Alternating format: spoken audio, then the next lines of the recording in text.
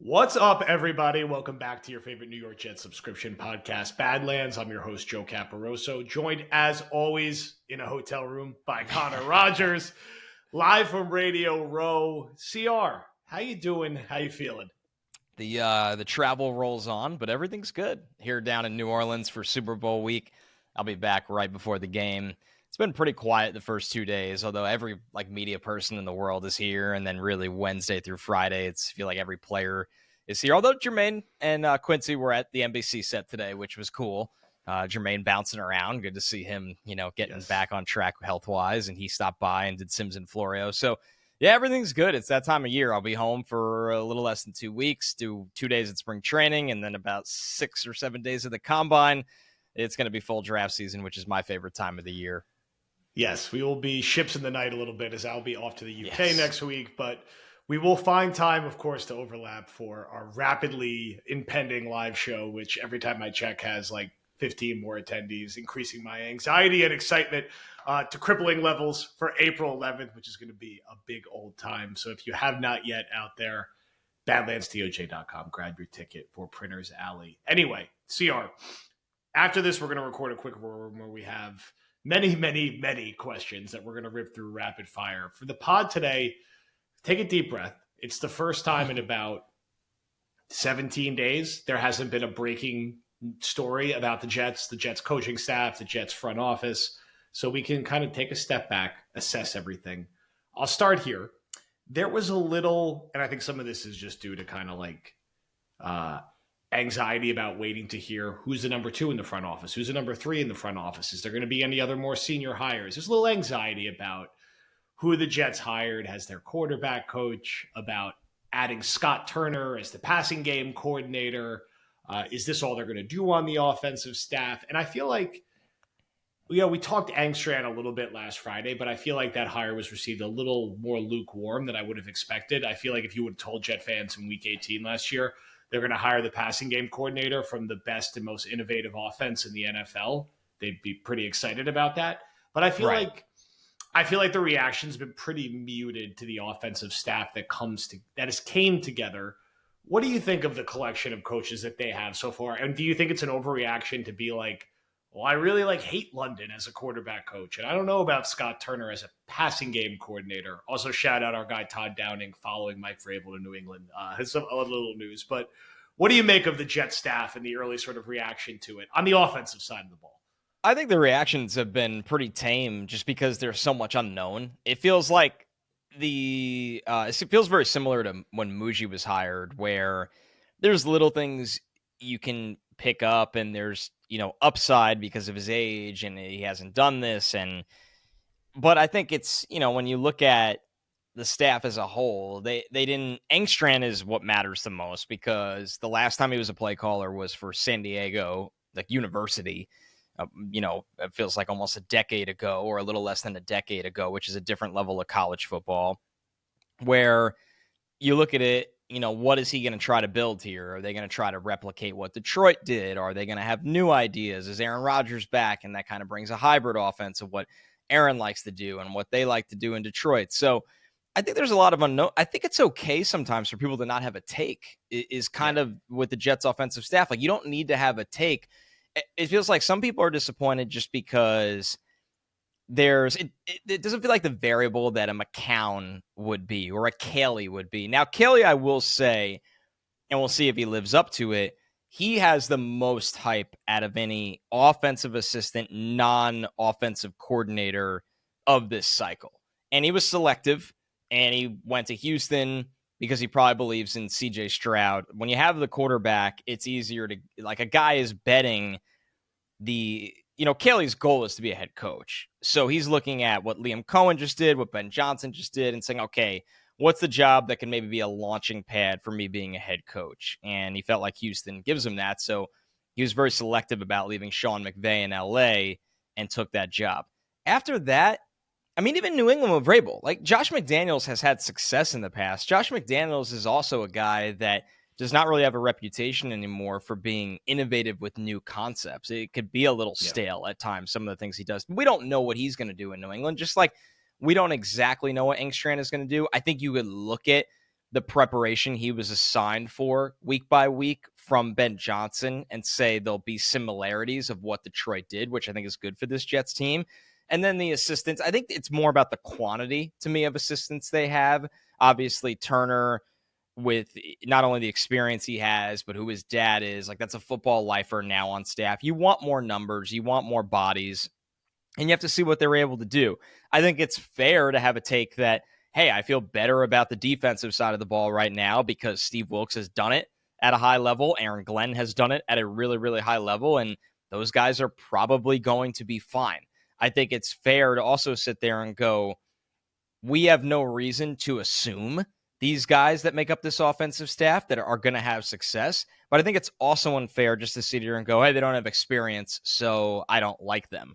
I think there's been a lot of guys in recent years that didn't have you got to get a shot eventually to call plays and see what happens. So it's just okay to not have this definitive take sometimes and kind of see how it plays out and what they want to install. And to be fair, we don't even know who the quarterback is going to be right now. So it's hard to sit here and make all these wild assumptions when, just saying what ifs. If Justin Fields is the quarterback of this team, that's a totally different offense of what you're going to do with Aaron Rodgers, right? One is basically a run-first young quarterback, and the other is a very old, lacking mobility, but a guy that has a lot of success in the league passing the ball. So I think we just live in this era where a lot of people don't want to wait and see anymore, and I get it, but all you could do is study that, hey, does the guy have upside? Does he come from a place that had promise? And I think Glenn's ideas of hiring from what he just witnessed in Detroit and practice against with Detroit, it's hard to argue against that idea. Yeah, I think to the top, everything doesn't require a very strong take. I think these guys have tertiary roles on the offensive coaching staff.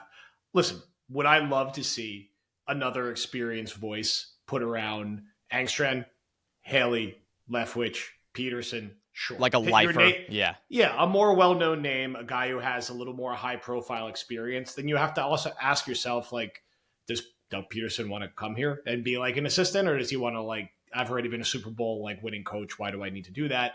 I don't know. I think the Jets should still try and press. I'd like to see as many bodies and minds on the offensive side of the football as possible.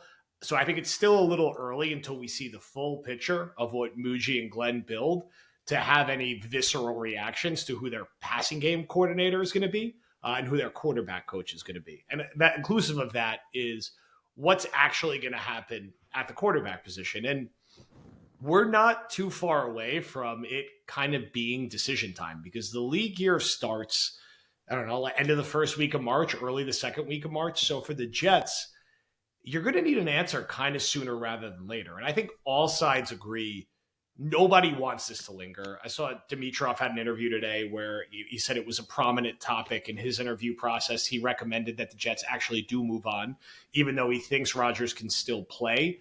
But sometimes, as we've said many times, it's more complicated than that.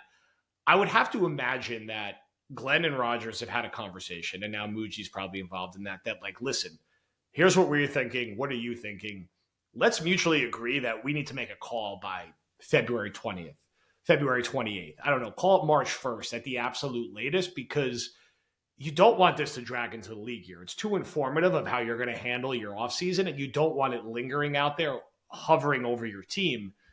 What do you think is the conversations in the building right now? And what do you think is the real timeline on getting a firm answer here? And I would say, how firm of an answer do you think we could get? I would love in a perfect world if it come out and it's very cut and dry.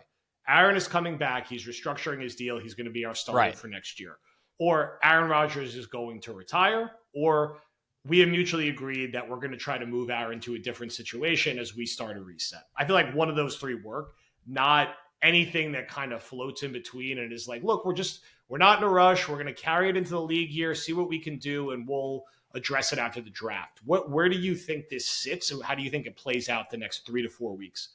Right. I would imagine that's the timeline. I would think sometime in February you want this wrapped up internally and even publicly, because you do want the team to kind of have an understanding of what the future is or isn't. And I think there's a couple things. One, the biggest variable I always talk about is we don't know if Rodgers wants to play, and Rodgers might not have known right away if he wants to play. I'm sure Rodgers, he's at the stage of his career where he's sacrificing his body, and he played through a lot last year, and it needs to be worth it for him to go out there and do that again. If the conversation is, and this is a conversation with the owner on down, hey, we're not going to spend a lot this year.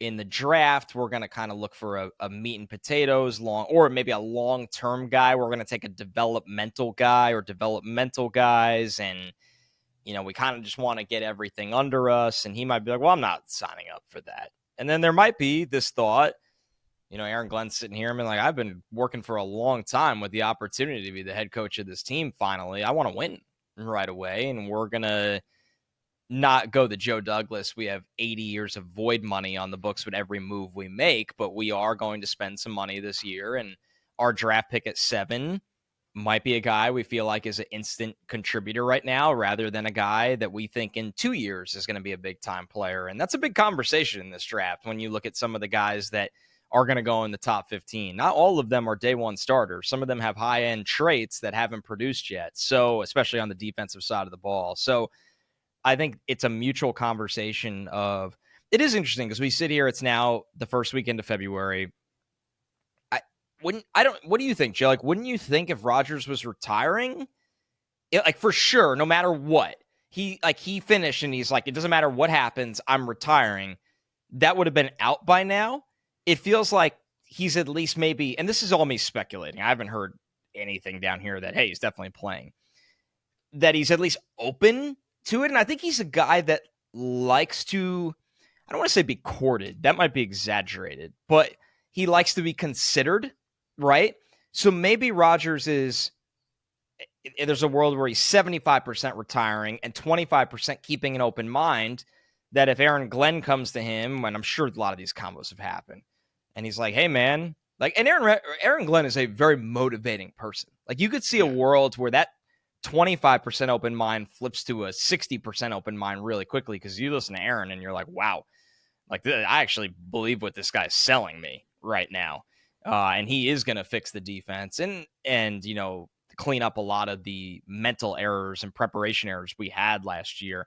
So I think it's truly open right now. And I think there is the Jets side of it where the conversation is not just as simple of Aaron Rodgers is our best option, we want him back. I think there needs to be a combo and an understanding that Glenn is now doing everything that's best for his organization, not just Aaron Rodgers, which was not the case in the Saleh and Douglas era. It felt like a lot of the time it was what was best for Aaron Rodgers instead of the organization.